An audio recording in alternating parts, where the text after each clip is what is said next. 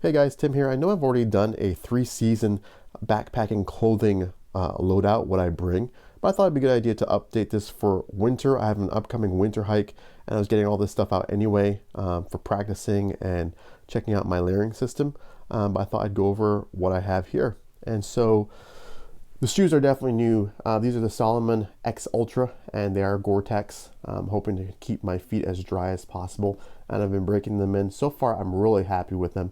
I've gotten them in a size bigger than I usually wear, so this is a size 13, just to account for thicker socks this time around. I have just a regular, very thin polyester sock liner, and then a wool pair of socks. This is actually alpaca wool. And I've tried it, and it works fine. It keeps my feet warm, so that's really nice. Kind of going on up, let's move that out of the way, but I have the Outdoor Research crocodile gaiters. That's made of Gore-Tex again, trying to keep kind of up to my knee dry, and so far I've been wearing them. They work really well. I've been tramping through some snow, practicing that, as well as I've also considered bringing rain pants, but honestly I can't justify the extra weight, because of course all this weighs more than the 3-season setup.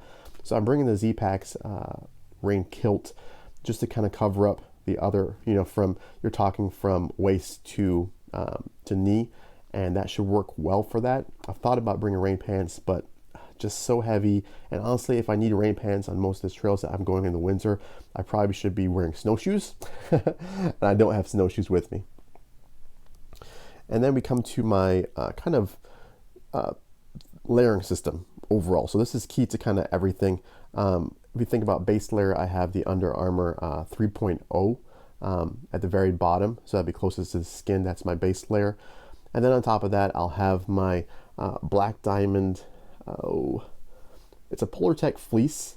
I want to say it's but it's my Black Diamond and kind of polar fleece on top of the base layer. And honestly, I've been trying those two by themselves so far. So you have the base layer, mid layer, and that's been really warm for lots of different applications, lots of different times I've been trying them out.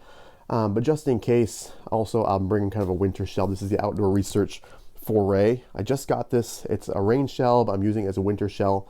And so it's a double layer Gore-Tex. So this should be a little bit more breathable than my Outdoor Research Helium 2. So this has a ton of different venting options. The zip for the vent, so it's not just pit zips, it kind of goes all the way up.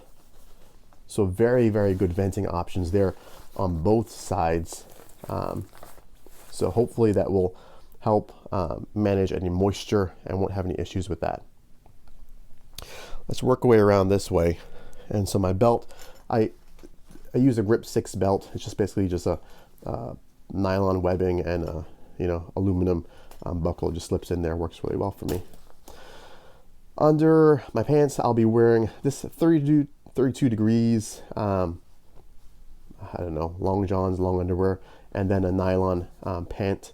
And just the reason I'm using that, just because it breathes really well, dries really fast, and so in case I need that, that's kind of my option. Hat. I'm still going to be wearing this 1 ounce Z-Packs micro fleece hat. I really love this thing. It keeps me warm.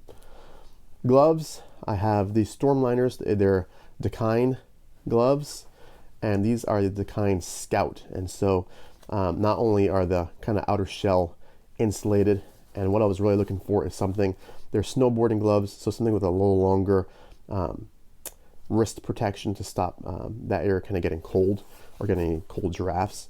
And then it has this fleece Storm Liner insert, and I've been trying them out, and they're not annoying, because there's some gloves out there where I've tried them out, and they kind of get tangled by the fingers, or they kind of are annoying to slip in and out. And so tested these out, and they work really, really well so far.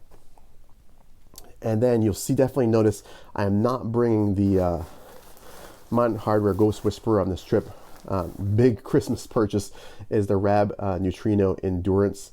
And the big thing about this, if you think about the Mountain Hardwear Ghost Whisperer, is that has about, I want to say, 3 ounces or so of, that's the fill weight.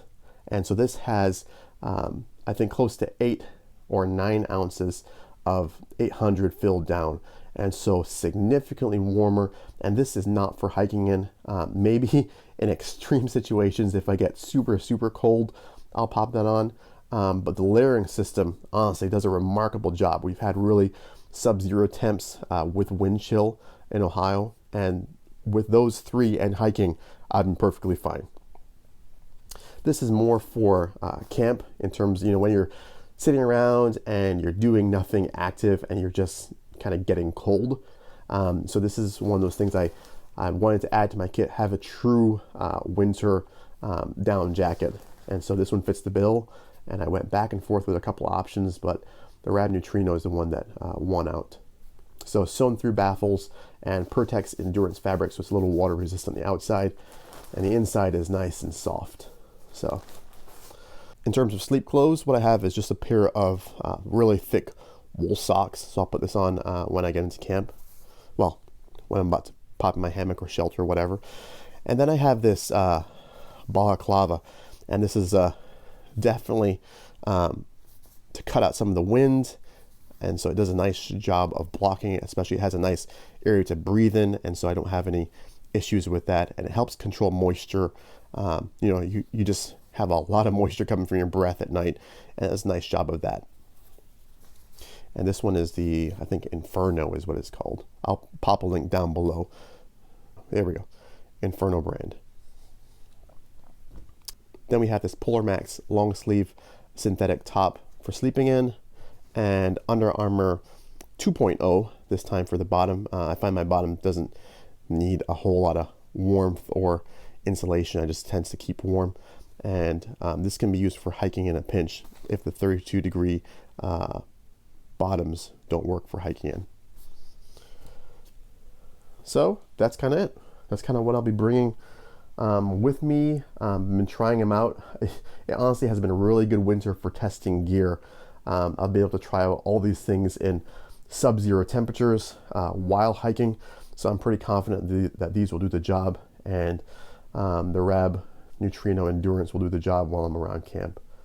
If not, I'll just layer all four of these together. I have tried that, and I was ridiculously warm. So that's that. So what you should see coming up here in a couple weeks, hopefully, is a trip video where I'll be heading out on the Laurel Highlands Hiking Trail, and you'll see these pieces of gear in action. All right, guys, thanks for watching. Any questions, comment down below, as well as any improvements that you could see in my overall system or what you do differently. I always like to hear what you guys are doing. It gives me some good ideas for improving my kit. All right, thanks a lot for watching, guys. Peace.